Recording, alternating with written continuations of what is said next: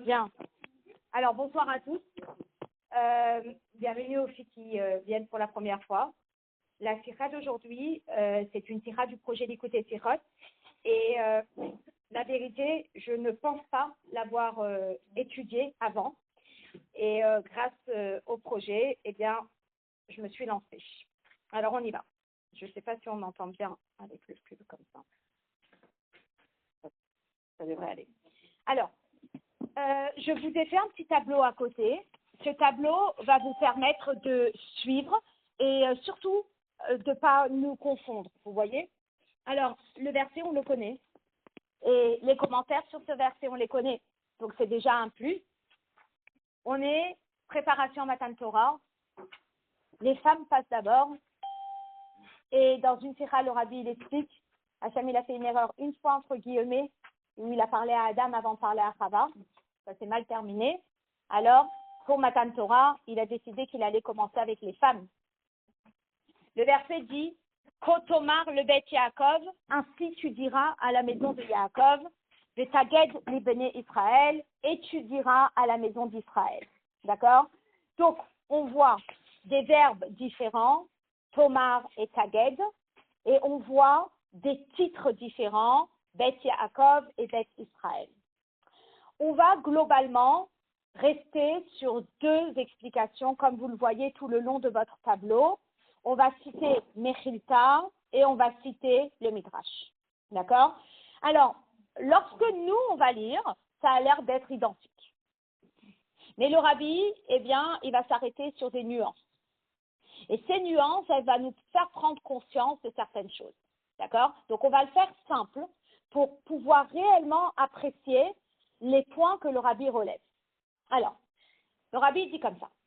Ita Mechilta, il est écrit dans Mechilta, Kotomar le Bet Yaakov, Elu Hanashim. Que lorsqu'on dit Bet Yaakov, ça fait référence aux femmes. Donc, je note Elu Hanashim, ce sont les femmes. Ensuite, Vetaged li Bnei Israël, regardez le tableau, Elu Hanashim, ce sont les hommes. C'est clair. Davar Acher, une autre explication. Kotomar le Bet Yaakov, Belashon Raka. Quand tu parleras à Bet Yaakov, tu leur parleras d'une façon douce. Maintenant, douce peut vouloir dire 10 choses. Donc, on va en parler. Emor Rocher Dvarim le Nashim. Et là, tu vas dire les grandes lignes aux femmes. Donc, apparemment, douce, ça veut dire les grandes lignes aux femmes. On va revenir dessus. Vetaged li Bnei Israël. Et tu diras à la maison d'Israël, ou Tedakdek imahem, à eux, la maison d'Israël, tu pourras rentrer dans les détails. Donc finalement, quand vous regardez le tableau et vous regardez que Mechilta, vous avez deux explications. La première explication, homme, femme. La deuxième explication, la façon de parler. Aux femmes de façon plus douce et les grandes lignes. Aux hommes, Tedakdek imahem, tu peux aller dans les détails. D'accord? Très bien. Maintenant, ça c'est Mechilta. Sarir Biour, le rabbi, il commence avec une question. Milachana Mechilta, Davar Acher, le fait que Mechilta, eh bien, explique son explication sous forme de deux explications, puisqu'il a dit Davar Acher, Mouchar, on comprend, chez Yashkan Shne Pirushin, qui a deux explications, Vetamura, d'où la question, Mahem Shne Pirushin Bekatu. Quelles sont les deux explications du verset? Hare ele Shne Inyanim Shonim. Apparemment, ce sont deux choses bien distinctes. De Betrila Mefaresh Mihem Bet Yaakov ou Bnei Israël, qu'au début, il explique qui est le public. Est-ce qu'on parle aux hommes? Est-ce qu'on parle aux femmes? Et il explique que Bet Yaakov fait référence aux femmes et Bnei Israël fait référence aux hommes. Et après, Mefaresh Ofen Adibo, il explique comment on doit leur parler. Le Bet Yaakov Belashon Raka, Veofen Adibo le Bnei Israël Tedakdek Imahem. Donc finalement, le rabbi, il dit que ce n'est pas deux explications, c'est une explication sur une partie du verset qui serait Bet Yaakov, Béné Israël, femme et homme, et une autre explication sur Tomar, Taged. Tomar, ça veut dire tu parleras d'une façon douce. Taged, tu peux aller un peu plus dans les détails. Alors là, le rabbi, il dit que selon Mechilta, apparemment, ce sont deux explications pour un même problème. Mais lorsque nous, on lit le commentaire, on a juste l'impression qu'il y a une explication qui cible le public et il y a une explication qui cible comment doit-on s'adresser à ce public. Donc le rabbi, déjà, il a besoin de clarifier dans quel sens va la Mechilta. D'accord? Maintenant, là, le rabbi rajoute le Midrash. Maintenant, on va le lire, le Midrash, ensemble. Et à première vue, on a l'impression que c'est pareil. Yéhiné Midrash Rabbah à la Passouk. Le Midrash Rabbah sur ce verset, Ita nous enseigne Kotomar le Bet Yaakov Elu Hanashim. Kotomar le Bet Yaakov, ce sont les femmes. Amar Lo, Dieu a dit à Moshe, Emor lahem Rosh Dvarim shehem yecholot lishmoa. Tu vas leur dire les grandes lignes qu'elles sont. Pourquoi pas les détails? Ah, bah alors, quand je te dis elle est difficile à Sikha, tu me dis quoi? Non. Tu aurais préféré que ce soit plus facile. Oui, mais... Voilà, c'est pour ça, tout simple. Parce que nos cerveaux fonctionnent différemment et on n'a pas envie de compliquer. Donc, Dieu dit à Moshe, quand tu vas t'adresser aux femmes, tu vas t'adresser à elles, Rocher Dvarim, et on ne va pas expliquer ce que c'est Rocher Dvarim, attends. Voilà. Mais Rocher Dvarim, c'est les grandes lignes, en faisant sous-entendre ce qu'elles sont capables d'entendre. Taged li Béné Israël, quant au Béné Israël, Helou à Anashim, ce sont les hommes. Amarlo, Dieu a dit à Moshe, et mort lahem dikduke devarim shehem yecholim lishmoa. Là, tu peux rentrer dans les détails comme ils sont capables d'entendre. D'accord? Hier, on était au Simon Rambam, on a écouté un pilpoul. Notre capacité de suivre tous les mini-détails, elle était certainement différente des hommes qui étaient là en train d'écouter le pilpoul du début à la fin. C'est un fait. Maintenant, le rabbi va expliquer tout ça. Et il va expliquer la différence entre l'homme et la femme. Et il va l'expliquer à travers la sira. Le Fum Rihata, à première vue, n'irait chez eux que Pirouche Hacheni Bemechilta. On a l'impression que le Midrash, eh bien, il nous rappelle beaucoup la deuxième explication de Mechilta. Donc, quand vous regardez le tableau, vous voyez que le Midrash, il nous rappelle beaucoup la deuxième explication de Mechilta, parce que Mechilta était en train de dire qu'est-ce que tu transmets aux femmes. Mechilta a dit les grandes lignes, et le Midrash dit les grandes lignes. Ensuite, Mechilta dit les hommes, tu peux aller dans les détails, et le Midrash, il dit pareil. Donc, pour nous, à l'œil nu, on a l'impression que le Midrash, il reprend la deuxième explication de Mechilta, ou je dirais plus encore, qu'il fait un mix des deux. Il fait une grande phrase qui nous parle, ce sont les femmes, voilà comment tu dois t'adresser à elles, ce sont les hommes, voilà comment tu dois t'adresser à eux. Mais là, le rabbi, il précise quelque chose. Yesh lehavin kavanat midrash. Mais il y a quelque chose dans le Midrash qui pose problème.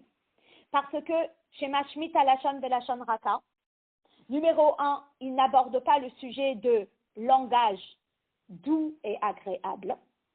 Deuxièmement, Mosif, Shehem Yecholot Lishmoa, et pour les hommes, Shehem Yecholin Lishmoa.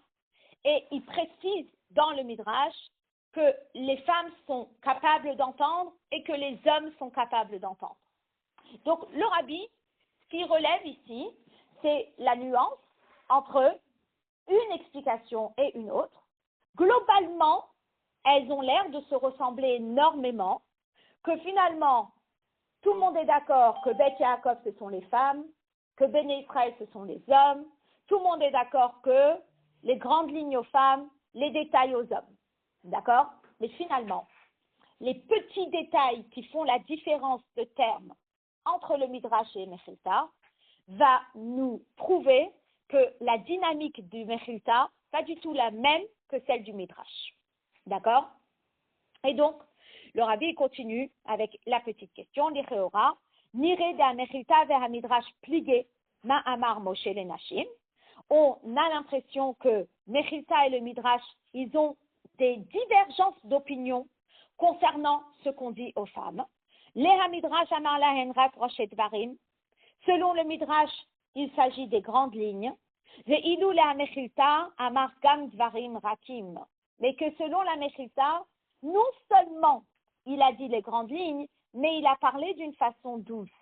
Et les Mefarshim expliquent c'est quoi cette façon douce? C'est divrei pius.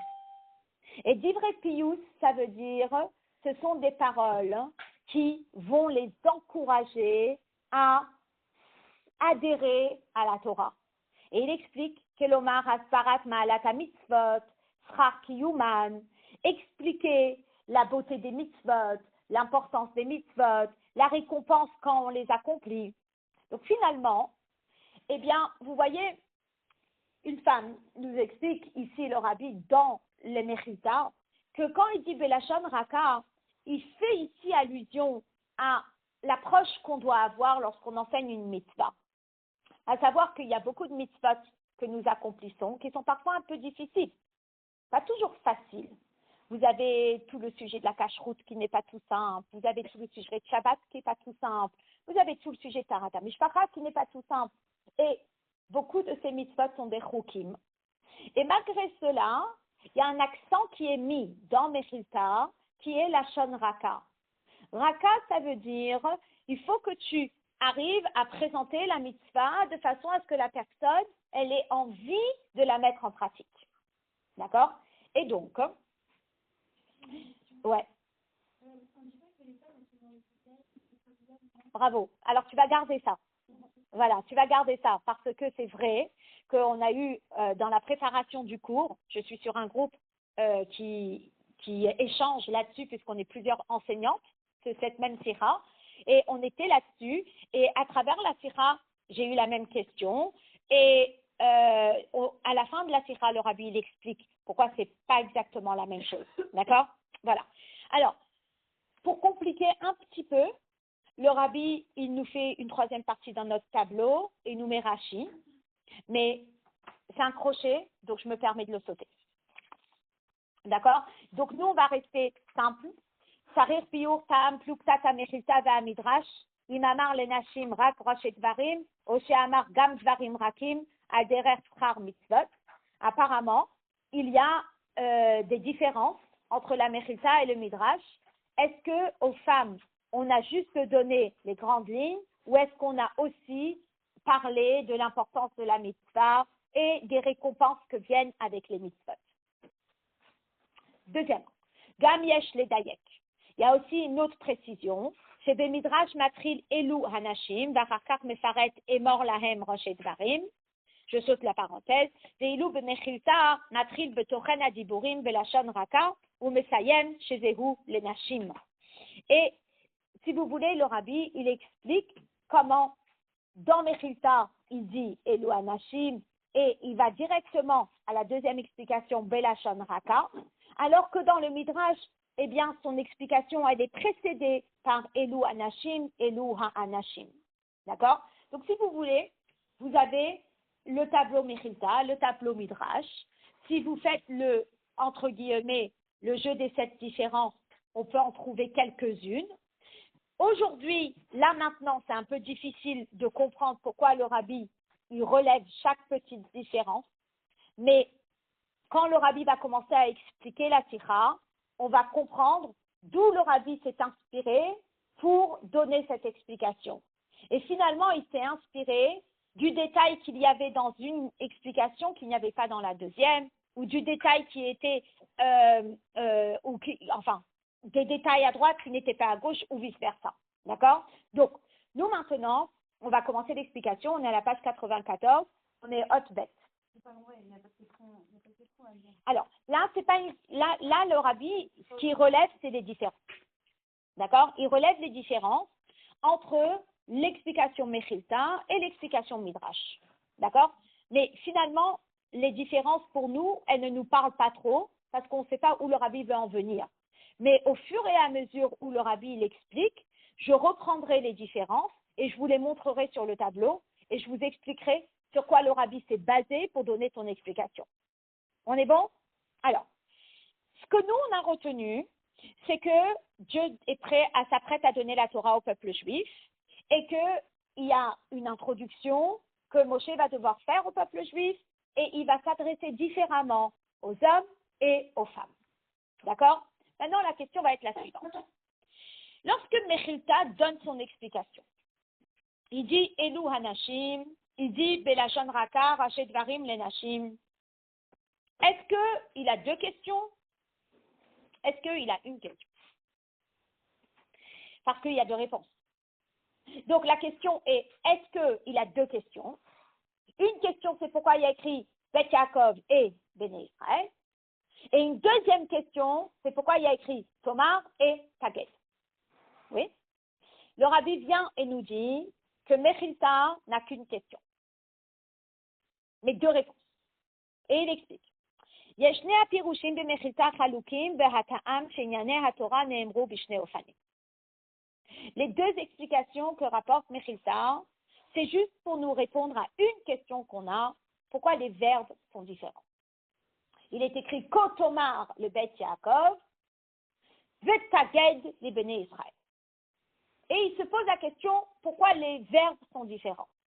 Quand on parle aux femmes, le verbe c'est Tomar. Quand on parle aux hommes, le verbe c'est Taged. Et là, ce qu'il répond, c'est très intéressant. Il dit, tout dépend sur quoi tu vas mettre l'accent.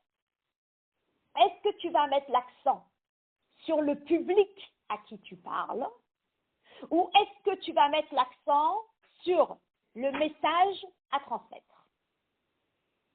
Et il explique. Le Pirouch Arishon, selon la première explication, Sibat Itral Kudzo Rimitzad Mekable HaTorah. Si tu te poses la question pourquoi on dit Tomar et Taged, c'est parce que le public varie. Que lorsque on parle des femmes, le verbe approprié, ça sera Tomar. Et lorsque tu parles aux hommes, le verbe approprié sera Taged. D'accord? Bien.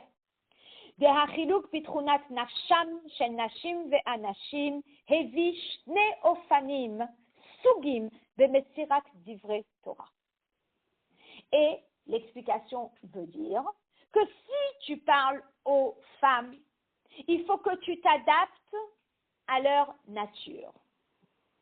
Et à elles, vu leur nature, alors c'est Tomar. Plus doux. Quand tu parles aux hommes et que tu prends en compte leur nature, tu peux y aller. On sait très bien, les femmes sont plus sensibles que les hommes. Donc forcément, quand tu vas aborder un sujet, et surtout si c'est beaucoup d'informations, toute une Torah, il va falloir que tu ailles plus doucement avec les femmes qu'avec les hommes. Donc, si tu regardes le public ciblé, Tomar, c'est pour les femmes, Taged, c'est pour les hommes. Maché Enken, le Pirouch Hacheni. Par contre, si tu ne mets pas le zoom sur le public, mais tu mets le zoom sur comment transmet-on la Torah. La Torah, comment on la transmet? Achiluk beofen mesirat haTorah yesodo behachefza shel divrei Torah. La différence va se porter sur la façon de transmettre la Torah. Deken nidrash mitzad haTorah, c'est ainsi que c'est, entre guillemets, exigé pour la Torah, chez Trilat Trichim Limsor, chez Dvarim Shel Torah, que dans un premier temps, on met les titres, et seulement après, on met les détails. Bachakach Mosif Akatub, chez Shne Sugim Elu, Bedivre Torah, Mitrakim Lishne Sugim Bivene Israël, Mekable HaTorah, Kotomar le Bet Yaakov, Betaged Bivene Israël, ou Tedakdek Imahem. Finalement, si on veut faire un résumé clair là-dessus, eh bien, s'il y a deux explications pour la Mechilta, ce n'est pas qu'il y a deux questions. Il y a une seule question. Et la question, c'est pourquoi il y a deux verbes différents. D'accord? Et donc, on explique, ça dépend. Un, qui est ton public? Et deux, quelle est ta manière de transmettre? Donc, nous, on est dans l'enseignement, d'accord? Et lorsqu'on transmet à nos élèves, on a ces deux questions qui arrivent. Un, qui est ton public?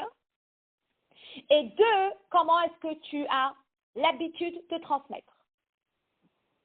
Alors, mon public, c'est des jeunes enfants. Donc, aux jeunes enfants, je vais mettre des illustrations au tableau. Mon public, c'est des ados.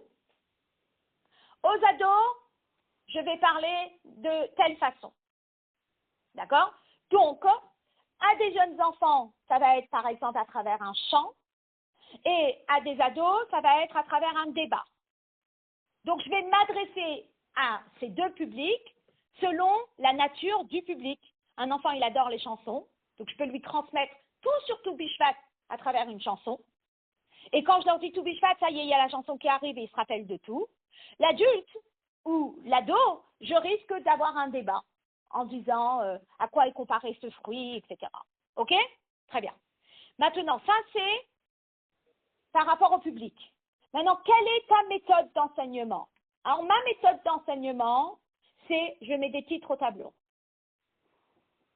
pour que l'enfant sache de quoi on va parler aujourd'hui. Une fois que j'ai mis mes titres au tableau, je mets des sous-titres au tableau. Et une fois que j'ai fini les sous-titres, je rentre dans les détails. D'accord? Donc, lorsque Mechilta commente Kotomar le Bet Yaakov Taged Ibné Israël, il relève le Tomar et le Taged et il dit, OK, Tomar Taged par rapport au public, ça et ça pour toi. Et ensuite, dans l'approche d'enseignement la Torah, quelle est la démarche que la Torah aurait voulu qu'on adopte? Et la démarche que la Torah aurait voulu qu'on adopte, c'est quoi? C'est d'abord les grandes lignes, donc les titres, après les sous-titres et après les détails. D'accord? Et il s'avère qu'il conclut en disant que aux femmes, on va aborder de cette façon-là et les détails, eh bien, on va les laisser pour les hommes. Et donc, là-dessus, eh bien, on comprend que Mechilta, il a une approche. D'accord? Maintenant, Al-Pi Yesh Lomar, chez Hamidrash, on est à la page 94, l'avant-dernier paragraphe. Al-Pi Yesh Lomar, chez Hamidrash Lo Ati, que fi chez Mashma Mishitriut Alashon, que Pirouche Hacheni Bemechilta, et là, Aderaba. Mefaresh ou Mevaer a Pirouche Arishon Bemechilta, chez Ta'am Itral Kudzo, Elu Hanashim, Elu Ha'anashim, ou le fiche est aloui, Bemache Yocholin Lishmoa. Finalement, nous qui avions pensé que le Midrash, il s'alignait plus à la deuxième explication de Mechilta, finalement, non. Le Midrash, eh bien, il s'aligne plus à la première explication de Mechilta, et il dit, attendez, attendez, qui est ton public? Ce sont des femmes? Alors, parce que ce sont des femmes, alors tu vas leur faire les grandes lignes. Ça veut dire que les grandes lignes, ce n'est pas la méthode d'enseignement, mais les grandes lignes, c'est parce que ce sont des femmes. Vous voyez? Donc, selon Mechilta, il y a qui est ton public et quelle est ta méthode d'enseignement. Mon public, eh bien, je vais m'adapter à mon public. Ma méthode d'enseignement, c'est toujours la même. D'abord, il y a les grandes lignes et après, il y a les détails. Peu importe c'est qui mon public. D'accord? Selon le Midrash, non. Selon le Midrash, si le public est féminin, alors à ce moment-là, eh bien, on va donner les grandes lignes, ce qu'elles sont capables d'enregistrer. Et si le public est masculin, alors à ce moment-là, on peut rentrer dans les détails, ceux qui sont capables d'enregistrer. Donc finalement, on voit que le Midrash, il ne met pas l'accent sur le même point que Mechilta. D'accord? Donc, je continue. Kelomar, mitzad haTorah atzma en hechrech shetiyeh chalukah zo. Selon le Midrash, il n'y a pas d'ordre d'enseignement instauré dans la Torah. Et là, chez Kevan, chez Tzrichim, l'imsor haTorah li Bnei Israël, mais comme on doit transmettre la Torah aux Bnei Israël, Anashim venashim, aux hommes et aux femmes, lachen chalak Moshe et mesirat haTorah lechol sug, le fi ma shehu yachol lishmoa. C'est pour cela que Moshe Rabbeinu, il a changé sa méthode d'enseignement selon son public. Donc, selon Mechilta, il n'y a pas de différence, c'est toujours pareil. Selon le Midrash, ça varie selon le public. Je vous donne un autre exemple qui me vient en tête, d'accord? On dit que quand on enseigne à l'Alphabet, il faut enseigner toutes les lettres, il faut enseigner les voyelles, et après, on apprend le mélange. La façon d'enseigner le mélange, c'est Kamat Aleph A, Kamat Bet Ba, Kamat Bet Ba, Kamat Gimel Ga. D'accord? Ça, vous allez me dire, est-ce que ça varie, la méthode d'enseignement, est-ce qu'elle varie selon le public? Oui. Est-ce que si l'enfant il a 3 ans, je vais utiliser une méthode d'enseignement différente que si la personne à côté de moi a 30 ans? C'est pareil. Ça veut dire que vous allez me dire, peut-être que Kamat Aleph A, ça dépend de la maturité intellectuelle de l'enfant et que l'adulte, on peut passer directement à Babagada Vasachataya. Oui, mais on nous dit non. Dans la Massoret, la façon d'étudier, c'est Kamat Aleph A, Kamat Bet Ba. Donc, mes élèves du Talmud Torah qui ont peut-être 10 ans, qui ont 11 ans, et qui auraient pu passer directement à Babagada Vasachataya, eh bien, eux, je leur fais répéter parce que j'ai pas envie qu'ils sautent cette étape. Donc, c'est une méthode d'enseignement qui ne varie pas selon le public. Même aux adultes? Même aux adultes. Moi, personnellement, je comme ça. C'est une massorette pour renforcer la Emouna. La vérité, si c'est pour renforcer la Emouna du 3 ans, c'est aussi celle du 5 ans, c'est aussi de l'adulte.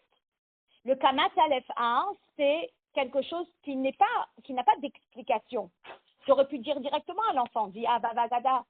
Mais si on me dit que Kamat Aleph A, c'est la façon d'enseigner, je ne vois pas, si c'est la massorette qui a été transmise de génération en génération à Pi Kabbalah, j'imagine que cette émouna-là, j'ai envie que tout âge l'ait.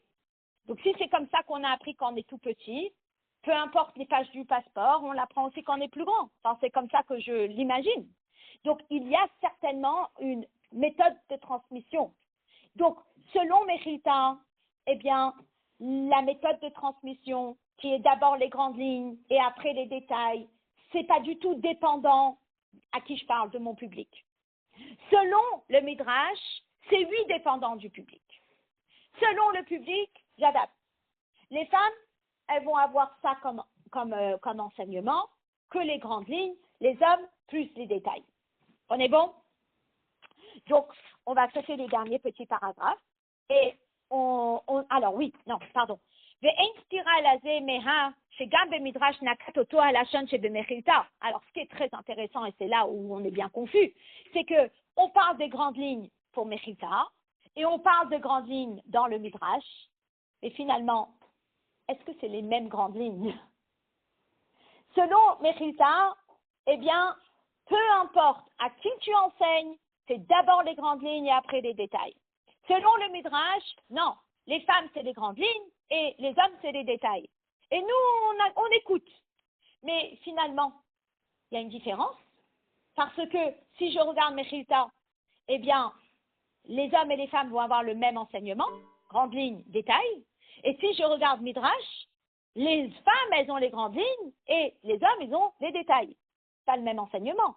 Ça veut dire qu'il y a quelque chose que les femmes ne vont pas avoir. Et là, pourquoi? Donc, ce qui est très intéressant à partir de là, c'est que le Rabbi va expliquer de quelle grande ligne s'agit-il. Est-ce que Mechilta et le Midrash parlent des mêmes grandes lignes? D'accord? On ne s'est peut-être même pas posé cette question. Parce que nous, dans notre tête, grande ligne exacte égale des titres, et les titres, c'est des titres. C'est quoi les grandes lignes? Grandes lignes, c'est les titres. Ah. Sauf que la halakha, c'est la conclusion de la Gemara. Ok, j'ai compris de quoi tu parles. Toi, tu parles de concrètement, je fais quoi? Et Gemara, c'est tous les détails qui arrivent à cette conclusion. C'est ça? Très bien. Alors, tu gardes et on va voir. Donc, maintenant, dans votre tableau, je ne sais pas s'il y a un tableau en plus, peut-être qu'il y a un tableau là, ça ne vous dérange pas. Voilà, merci beaucoup. Ici, dans votre tableau, eh bien, j'ai mis le deuxième tableau, oui, vous avez les grandes lignes. Et le rabbi va expliquer comment Mechilta explique les grandes lignes et comment le Midrash explique les grandes lignes. On est bien? Alors, on y va. Begeder Rosh Dvarim Shnei Ofanim. Il y a deux façons de comprendre les grandes lignes. Et c'est très beau, parce que moi qui grandis dans la maison où donner la halakha de façon concise, précise, a été un des grands objectifs de ma mère. Elle voulait que la halakha soit très simple aux yeux des gens. Elle ne voulait pas que ça semble être compliqué. Donc, elle ne voulait pas arriver avec le gros pavé de halakha en disant voilà tout ce qu'on va apprendre. Mais elle voulait faire un petit précis. Petit précis des lois de pureté avec un intercalaire, quelque chose qui semble être clair, facile, court, petit. Je ressors toujours son livre, son cahier personnel de Tarata Mishpacha, qu'on a récupéré une fois qu'elle est partie. Il fait genre 6 pages, mini, comme ça, tout petit. Et le mien, il fait 3 pages. Donc, finalement, c'est quoi le Rosh Dvarim? Alors, le rabbi, il explique c'est quoi le Rosh Dvarim. Il dit comme ça. Rosh Dvarim, aderer mama chazal, leolam yeshane adam le talmido derer ketzara. Donc, il n'y a pas d'exception. Une personne, quand elle enseigne à ses élèves, elle doit enseigner de façon brève. Ça veut dire quoi, brève? Des rav alomed in talmido, le maître qui enseigne à ses élèves, tarir le tzamtzem, et kol arichut ashakla vetaria viribouya pratim. Il doit condenser tous les, comme on dit, tous les échanges qu'il pourrait avoir et tous les détails de Tor Rosh Dvarim dans ce qu'on appelle une phrase qui reprend le tout de façon précise et concise.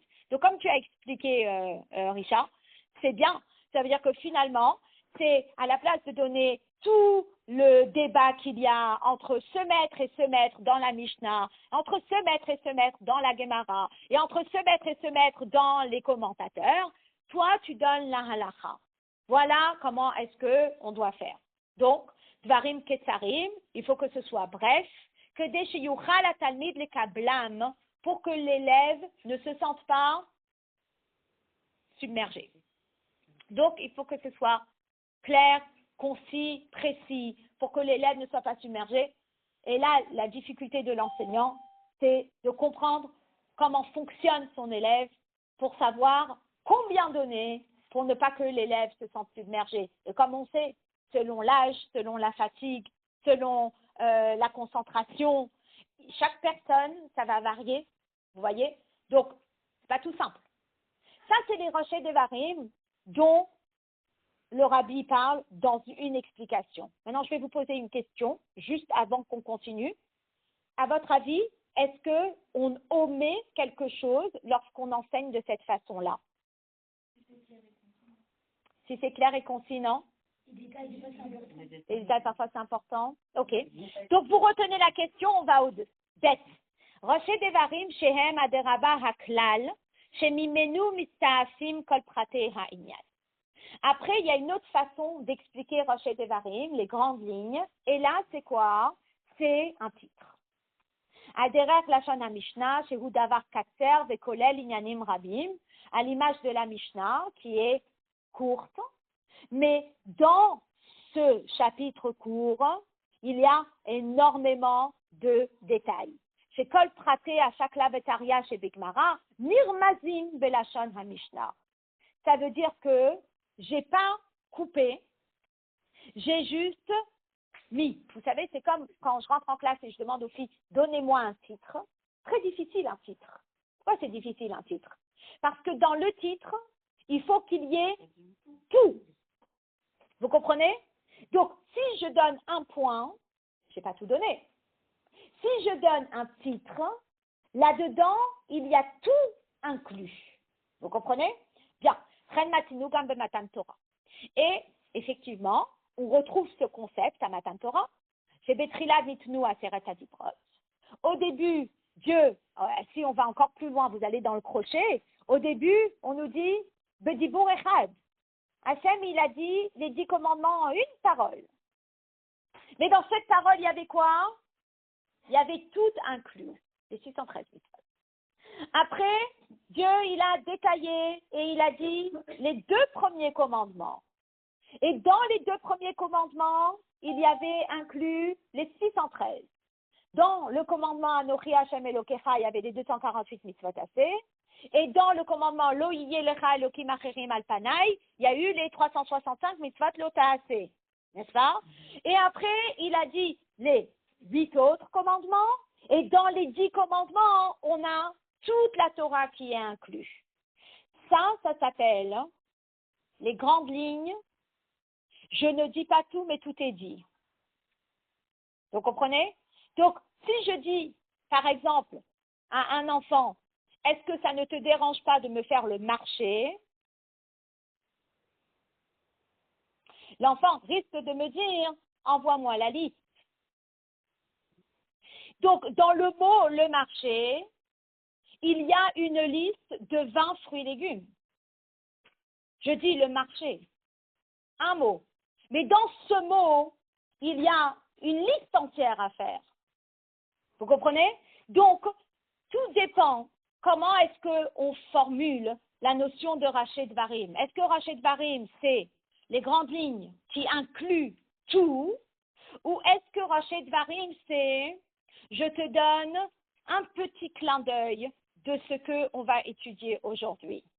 Et je ne te donne pas tout. Et pourquoi tu ne me donnes pas tout? Parce que je pense que tout, ça sera trop pour toi. Voyez la nuance? Voilà, ça c'est la nuance. Donc, le Rabbi, il explique ici, il dit que les Aseret Adibrot étaient comme ça, chez M. Klalut Kol HaTorah Kula, elles incluent toute la Torah, de Kol Tariag Mitzvot Bechlal Aseret Adibrot Hen, que les 613 mitzvot sont inclus dans les 10 commandements, ou Vazegoufa Rak Shne Dibrot Arishonot, et dans les 2 premiers commandements, Anochi Hashem Elokecha Elo Yelecha, Mipi Akvurash Manum, on les a entendus de la bouche de Dieu, qui aime Klalut Kol HaTorah Kula, parce qu'elle inclut toute la Torah. Anochi, il inclut les 248 mitzvot positives. Lo Yelecha inclut les 365 mitzvot négatives. Kizeu Seder Netinat HaTorah, She'atralata Hi Ve'amirat HaKlalim, Rosh Dvarim, Shebahem Nichlalim, Kol HaPratim. C'est comme ça que la Torah, elle fonctionne. Et ça, c'est la façon de transmettre la Torah. Si vous arrivez à remarquer, le Aleph, c'est le Midrash, et le Bet, c'est Mechilta. Regardez, je vous l'ai mis dans le tableau, d'accord? Grandes lignes. Selon Mechilta, c'est donner les grandes lignes pour après les détailler, n'est-ce pas? Ça ne dérange pas de me passer un tableau juste pour... voilà, c'est bon. OK? Ensuite, par exemple, dans la transmission de la Torah, d'abord, il y a eu une parole, puis il y a eu les 2 premiers commandements, puis il y a eu les 10 commandements, puis il y a eu les 613 commandements. Mais dans le premier, il y avait tout inclus. Et dans les 2 premiers, il y avait tout inclus. Et dans les 10 premiers, il y avait tout inclus. Donc, c'est ce qu'on appelle un grand titre qui inclut le tout. J'ai rien caché. Quand j'ai dit à la personne, est-ce que tu peux me faire le marché, j'ai rien enlevé. Si la personne dit, je suis fatiguée, je n'ai pas écourté la liste. J'ai juste dit le marché. Ça marche? Bien. Par contre, selon le Midrash, on abrège. Selon le Midrash, on raccourcit. Selon le Midrash, on résume. Et si on dit, mais pourquoi tu ne m'as pas tout dit? Mais parce que je voulais que tu comprennes. Et pour comprendre, il a fallu que j'abrège, il a fallu que je raccourcisse, il a fallu que je fasse vite. D'accord? Donc, les 2 sont des explications qui sont justes. C'est juste une façon de voir les choses différentes et on va expliquer sur quoi est basée cette différence. Donc, je prends le dernier hôte de Guimel. וזהו החילוק בין ראשי דברים שבמחילתא לראשי דברים שבמיdrash. Et c'est la différence entre les ראשי דברים de Mechilta et du Midrash. Et donc, c'est très simple. Bishnehem medoubar bechlal shebatorah. Dans les deux, on est en train de parler de chlal. Et là, chez Bemidrash Kai bechlal et Torah, shehem anashim yecholot lishmoa, haynu dvarim ksarim shehatalmid yakol lekabel, dekevan shenashim da'atan ksara, lachen omrim lahen rak roshei dvarim velo ribuya dikdukim. Donc, on parle des femmes, je pense, à l'époque, qui étaient beaucoup moins avec le cerveau qui fonctionnait, qui étudiait dans les détails, etc. Donc, lorsqu'on leur transmettait des paroles de Torah, très souvent c'était « je te fais un résumé de la paracha ». Quand c'est un résumé de la paracha, vous avez tous les détails? Non, je te fais le résumé. C'était peut-être ce qu'elles étaient capables d'entendre jusque-là. D'accord? Par contre, le Roshei Dvarim de Mechilta, c'est Roshei Dvarim de Etzem. Et là, le Rabbi, il nous ouvre la porte à la différence. Il nous dit, c'est ce qu'on appelle un titre à l'essence, dans l'essence. Klale HaTorah shemehem ista'afim kol prate HaTorah. C'est une grande ligne dans laquelle il y a plein de détails. Et on attend que les détails arrivent. D'accord? Bien. Maintenant, et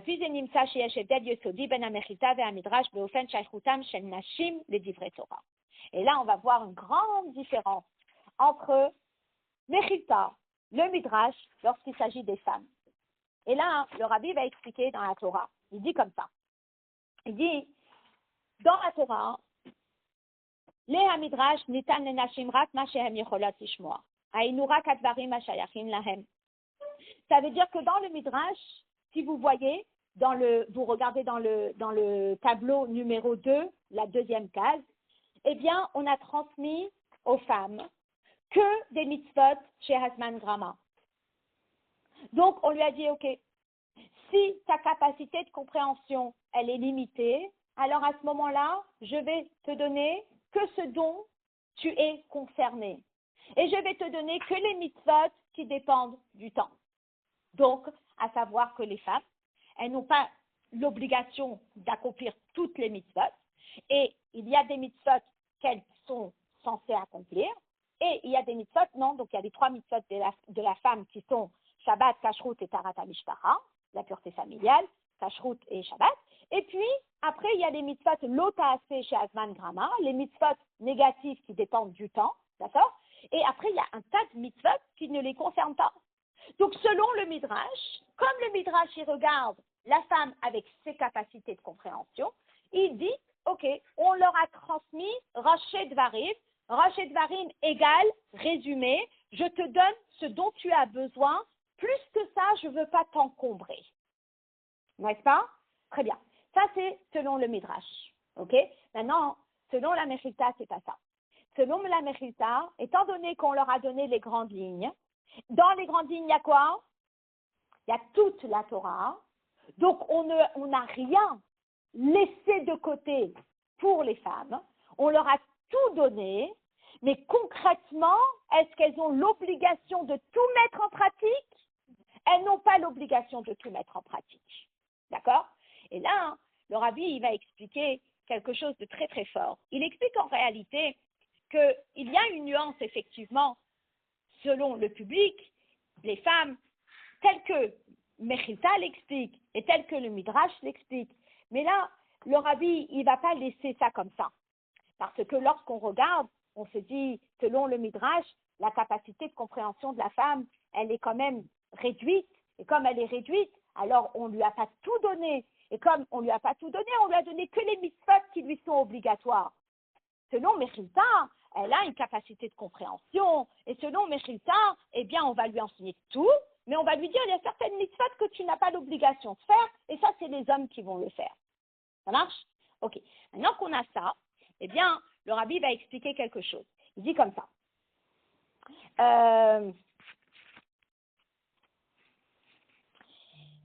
Je veux voir ça avec vous, où il explique que lorsqu'une femme, elle ne fait pas toutes les mitzvot, en réalité, elle les fait.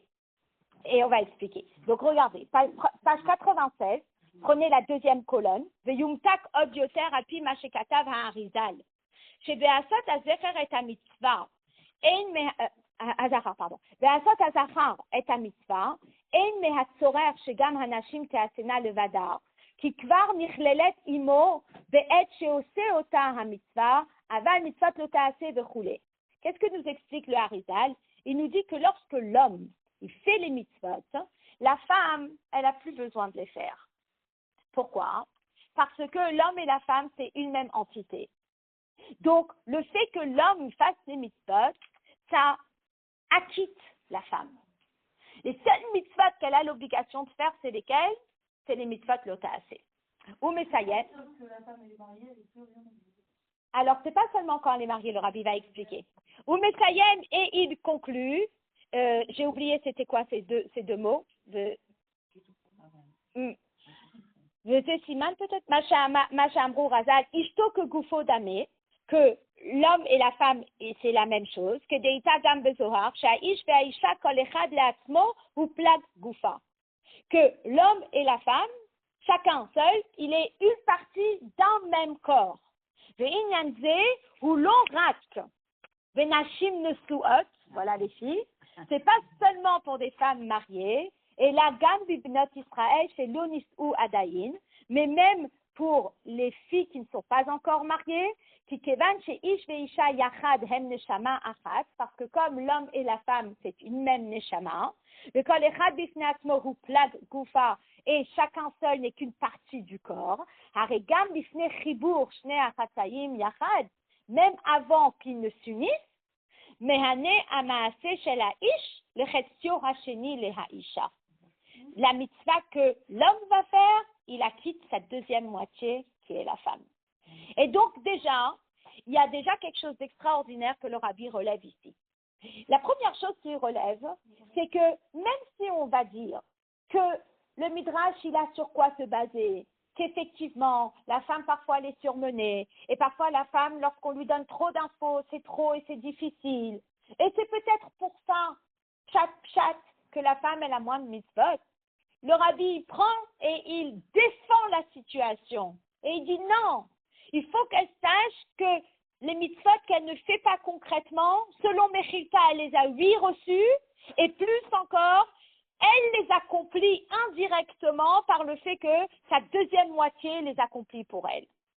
Donc déjà, le rabbi, il remet toute la position de la femme dans une autre perspective. C'est l'avis du rabbi ou l'avis de... Ça, c'est comment le rabbi, il explique le midrash. Il dit que même si, selon le midrash, il y a peut-être ce concept que la femme, elle n'a pas la capacité de tout enregistrer, c'est pour ça qu'on a filtré, c'est pour ça qu'on lui a donné les résumés, c'est pour ça qu'on lui a donné que les mitzvot, etc., certaines mitzvot, le rabbi dit, ça c'est pshat, mais si tu vas plus profondément, l'homme et la femme, c'est une même entité, et les mitzvot qu'elle ne fait pas, elle les fait quand même parce que c'est sa deuxième moitié qui les fait pour elle.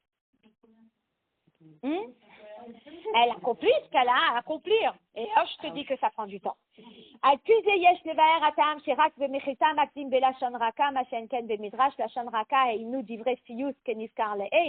Maintenant, on comprend ce terme Belashon Raka dans Mechilta. Et le rabbi il explique, Yashlemar Shakavana la Zegoufa, Sheneemar Lahem, Shehen Shayachot le Rocher Dvarim, Dehayinu Etzem ou Klale HaTorah. Selon Mechilta, lorsqu'on nous dit Lashon Raka, ça veut dire qu'elles ont quelque chose qui leur est très, très, très unique à elles. Et c'est quoi? C'est le fait que c'est elles qui vont recevoir les Rocher Dvarim.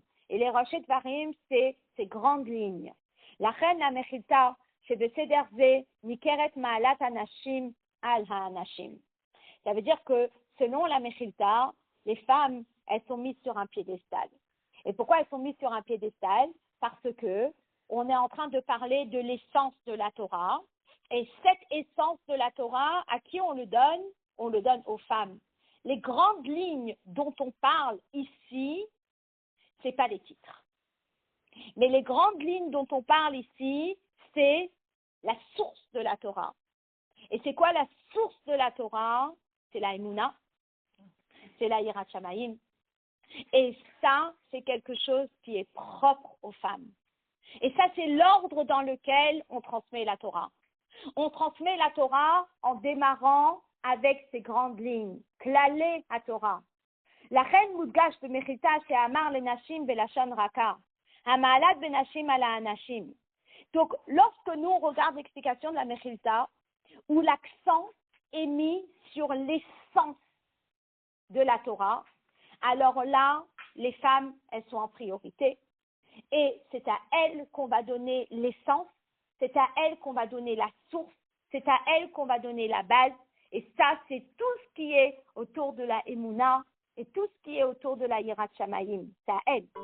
D'accord? Par contre, lorsqu'on le regarde le Midrash, effectivement, on a un petit peu l'impression que la femme, on a été, on va dire, trop droit avec la perspective qu'on donne à la femme, que la femme, elle est émotionnelle, la femme, elle est submergée rapidement, la femme, elle ne peut pas retenir trop d'informations, alors on va résumer. Alors le Rabbi, il explique, mais alors dans ces cas-là, si, selon le Midrash, la femme, elle est entre guillemets inférieure, pourquoi elle passe en premier? Kotomar, le Bet Yaakov, Tagad d'Ibné Israël. Et là, le Rabbi, à nouveau, il remet la femme sur le piédestal et il dit, et regardez le dernier paragraphe de la page 97, Al-Pizé Mouvan Gam Hemshech Lashon HaMidrash, chez l'Achare Pirouche Ze Mamshir, Davar Acher, Lama Lenashim Trila, chez Hen Mizdarzot Bemitzvot. Les femmes, elles ont cette capacité de faire les mitzvot avec empressement. Parce que de l'Echora et nos Mouvan, on ne comprenait pas pourquoi est-ce qu'on les a mis en premier. Et on dit on les a mis en premier parce que Hen Mizdarzot Bemitzvot. Bien, si je fais un récapitulatif et on explique Mechilta et on explique le Midrash, je vais vous donner un exemple très simple. L'exemple va être, il y a l'essence du juif. L'essence du juif, c'est qu'il a une neshama. On en a parlé la semaine dernière. La neshama, elle est au-delà de toutes les différences. N'est-ce pas? L'essence du juif, l'étincelle du juif, elle est au-delà des différences. N'est-ce pas? Bien. Maintenant, après, il y a comment elle se manifeste. Cette judaïté, comment elle se manifeste. Alors, on a une neshama, et la neshama, elle a 10 forces. Chorma, Bina, Da'at, Chesed, Gvura, Tiferet, Netzach, Hod, Yesod, Malchut. Donc, lorsque je dis, est-ce qu'il est gentil? Est-ce qu'il est plus rigoureux? Est-ce qu'il est plein d'empathie? Est-ce qu'il est constant? Ça, c'est les détails. D'accord? Dans l'essence, il est quoi? Il est juif. Ok? C'est tout. Mechilta regarde l'essence. Le Midrash regarde les détails.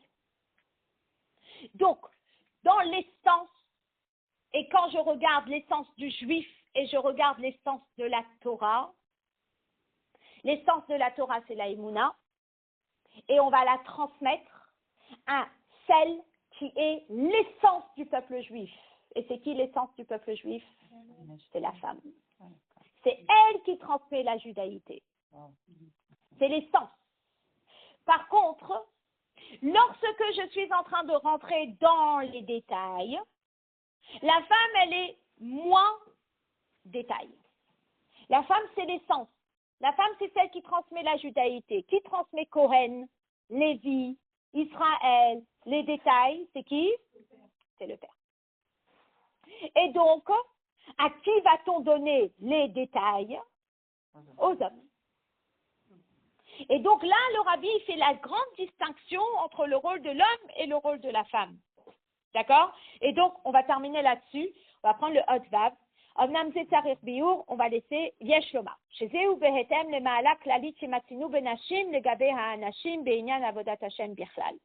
le message qu'on va devoir retenir de cette sikha. C'est quoi le message? C'est qu'il y a une grande différence entre les hommes et les femmes dans la Avodat Hashem.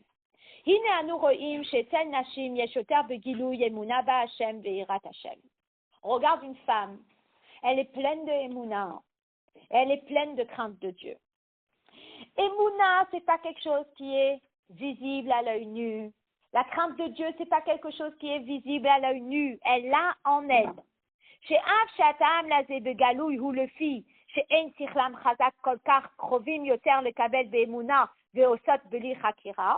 Peut-être que tu peux donner une explication simple. Ah oui, mais elles ne sont pas très compliquées intellectuellement. C'est pour ça que la émouna est plus, on va dire, proche d'elle. Shoresh Aïnyan, le rabbi dit, attention, il y a une source à ça. Et c'est quoi la source? Les fiches Meira, Islam Ha'emuna, que fiche Hu, Mitzad HaKadosh Baruch Hu. C'est à l'envers. C'est parce que la Emouna, elle brille dans la femme.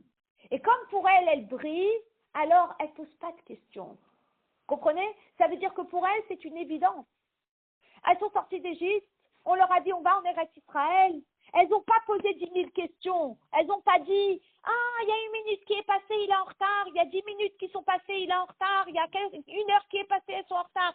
Elles étaient confiantes. Elles voyaient la divinité. Elles avaient cette émouna qui était tellement forte en elles que pour elles, quand les hommes sont arrivés avec leur plan compliqué de venir récupérer les bijoux de tout le monde pour faire un veau d'or, elles ont dit mais qu'est-ce qui vous arrive? Pour elles, c'était tellement une évidence qu'il n'y avait pas question de penser à et si, et si, et si. Quoi ici? On rentre en Eretz Israël avec Moshe Rabbeinu, t'attends une heure, il va arriver, tout va bien. Ah ouais? Ouais, on arrive. C'est le monde qui nous a compliqué l'existence. Non, mais je vais t'expliquer dans 2 minutes. Tu as raison. Tu veux que je te dise dans quel domaine tu as raison? Pas dans la Emouna, dans Hirat Shamaim. Dans d'autres domaines. Dans le quotidien, peut-être, tu vas avoir les hommes qui veulent pas réfléchir 10 ans, ils vont, tu leur dis d'acheter des pommes de terre, ils réfléchissent pas, elle est pourrie, elle n'est pas pourrie, je la prends. D'accord. Mais lorsqu'on parle de Emouna et de Hirat Shamaim, une femme, elle a quelque chose de très très fort en elle. C'est plus fort que tout. C'est au-delà de toutes les limites, c'est au-delà de tous les détails. Et d'ailleurs, c'est pour ça que les mitzvot qui sont dans le détail, elles ne les ont pas. Sauf les 3 mitzvot de la femme. Mais sinon, les autres, elles ne les ont pas. Parce qu'elles sont au-delà de tout ça. Une femme, elle a be'etzem, elle a dans son essence. D'accord? La fameuse phrase, une fois, il y avait quelqu'un qui a fait un cours sur le rôle de la femme, et il disait quelque chose de très fort. La femme, elle transmet dans le silence. Oui? Et la dame, elle est montée dans le bus en Amérique, et puis elle voit une femme avec un t-shirt, et elle dit « When mom ain't happy, ain't anyone happy. » Quand maman n'est pas content, personne n'est content. Et finalement, c'est quelque chose de très fort. Ça veut dire qu'on a une immense responsabilité qui est invisible. Mais on transmet quelque chose de très très fort dans un foyer. Très fort. On ne se rend pas compte. À un moment, on se dit, si ma mère fait ça, je fais. Si elle ne fait pas, je ne fais pas. Et on ne se rend pas compte qu'on embarque avec nous toute une maison.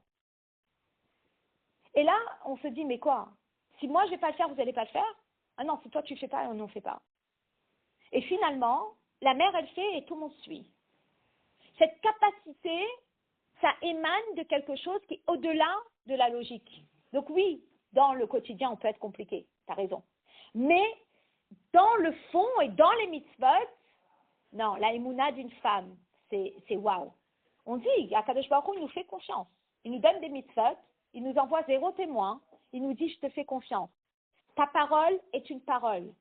D'où cette notion que la parole d'une femme, c'est une parole. Elle dit quelque chose, ça a une parole, ça a un poids halachique. Et ce poids halachique, il est énorme. Ça, c'est Akadosh Baruch Hu qui lui fait confiance. Mais elle a une émouna qui est très très forte. Donc, ça, c'est ce que le rabbi il explique dans la Sikha.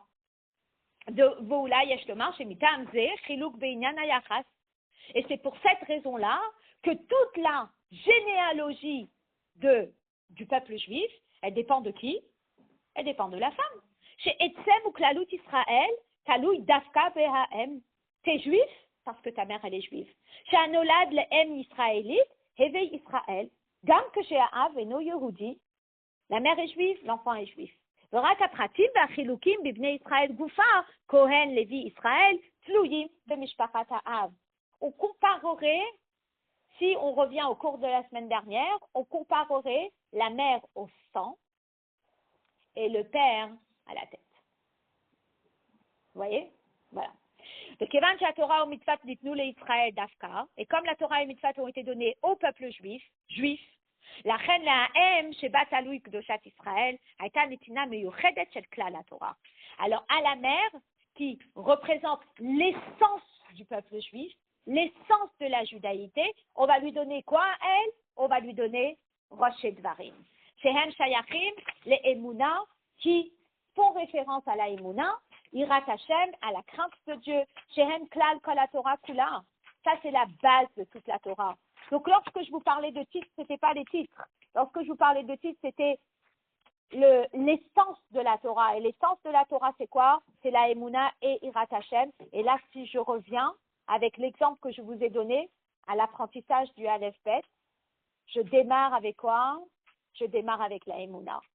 Kamat Aleph Ha, Kamat Bet Va, Kamat Bet Va. Et on dit que ça, cette méthode d'enseignement, c'est pour renforcer la émouna de la personne qui apprend à lire, et après tu peux lui apprendre à lire normalement. Donc, encore une fois, la émouna, c'est la base. La Yetzavenu Hashem la'asot et kol hachukim ha'ele, le'ira et Hashem. Ou le'ha'av shebo tluyim achilukim udakot pratiyot d'Israël, nitnu lo bimiuchad adiktukim pratim de Torah ou mitzvot. Et donc, à l'homme, on va donner les détails. Yesh lomar sheze gufat ha'am, shanashim pturot, mikiyum mitzvot aseh, shazman grama. C'est la raison pour laquelle les femmes sont dispensées des mitzvot positives qui dépendent du temps. Qui veut mitzvot goufa, aré mitzvot lota assez ou mitzvot assez chez ein hazman grama, lo nimshechu ou ba'u, viprate hakbalot hazman, que mitzvot assez chez hazman grama. Les mitzvot lota assez et les mitzvot assez qui ne dépendent pas du temps, eh bien, elles ne dépendent pas du temps. La reine Nashim, liotan shayachot beyichud, les klal la Torah beha mitzvot, puisque les femmes, elles ont une certaine affinité avec cette essence, alors tout ce qui ne dépend pas du temps, elles sont mechuyavot, elles sont obligées, mais tout ce qui dépend du temps, elles ne sont pas obligées. Donc, un chayavot rak, mitzvot lotaase ou mitzvot ase chez ein hazman grama. Voilà. Vénective, je saute le crochet, vénective, qui mettetra meret mitzrayim arenu niflaot, de keshem shehaya beyitziat mitzrayim chez bisrout, chez Bisrar et Bisrout, Nashim Tzidkaniot, chez Beoto Ador, Nigalou, Israël, Mimitzraïm. De la même façon que nous sommes sortis d'Égypte par le mérite des femmes, à l'Édésé, Kiblou, Ben Israël, et à Torah. Grâce à ça, les Ben Israël ont reçu la Torah. Ken vous, Bigeoula, Atida Lavo, chez Bisrout, Nashim Tzidkaniot, Yotzim, Mehagalou, Tazé, les Ochim, Lilmod, Torato, Shel Mashiach, chez Yilmad Torah, et Kol Ha'am Kulo, le Miktanan, Ve'ad Gdolam, chez Limudo, Yé, Beofen, Shel Re'iyah, ילמד הכלל גדול שבתורה וידוע שלעתיד יתגלה עצם פנימיות התורה במהרה בימינו ממש. Que par le mérite des femmes, nous sortirons d'Égypte, de notre galoute, on pourra étudier la Torah de Moshe, de Mashiach, et qui va enseigner à tout le peuple, depuis le plus petit jusqu'au plus grand, au point où on va pouvoir voir la divinité, parce que quand Mashiach va venir, on va nous enseigner cette profondeur, Pnimiut Torah, qui est entièrement, on va dire, en fusion avec cette notion du Etzem. Voilà. Donc, si on a à retenir quelque chose de cette sira, c'est le fait qu'effectivement, il peut y avoir deux approches sur la place de la femme dans la Torah, mais l'approche qu'on retient, c'est celle de la Mechita, où le Rabbi nous explique que même selon le Midrash, eh bien, elles sont en premier parce que lorsqu'elles font les mitzvot, elles font bezrizout, et selon la Mechita, eh bien, on est en premier parce que on représente l'essence du peuple juif.